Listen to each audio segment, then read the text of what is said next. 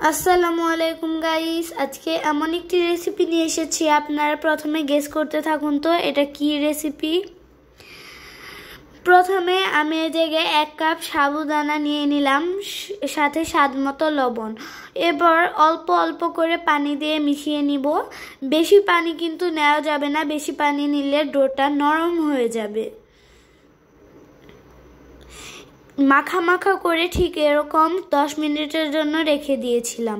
10 minute পর ফিরে এসেছি। আঙুল দিয়ে সাবুদানাগুলো চাপ দিলে একদম মিশে যাচ্ছে। এখন আমি একদম মেখে নিব। সাবুদানাটা আমি মেখে নিচ্ছি। এখন এগুলো ভালো করে মাখিয়ে নিব, আঠালো আঠালো ভাব হবে।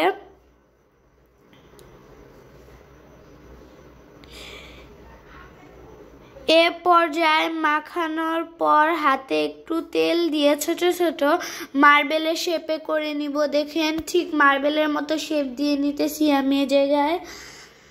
সুবিধার ক্ষেত্রে আরেকটি করে দেখাচ্ছি, ঠিক এরকম করে সবগুলো করে নেবেন।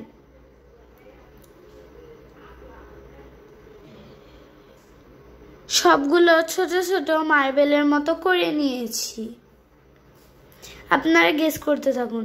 সো গাইস, এগুলো কিন্তু আমার আপি বানায়, আমি খাই এবং আপনাদের সাথে শেয়ার করি।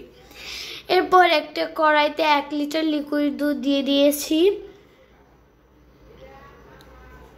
এরপর মিডিয়াম আঁচে দুধটা নেড়ে চেড়ে বলক উঠিয়ে নিয়েছি। এরপর এই পর্যায়ে 2টি তেজপাতা ও 5টি এলাচ দিয়ে দিয়েছি ফ্লেভার আনার জন্য।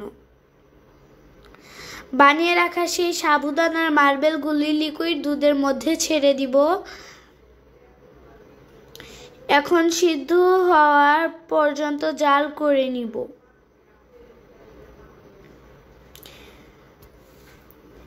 এখন যখন সিদ্ধ হয়ে কাচের মতো দেখা যাবে সেই পর্যায়ে 1/2 কাপ চিনি দিয়ে দিব।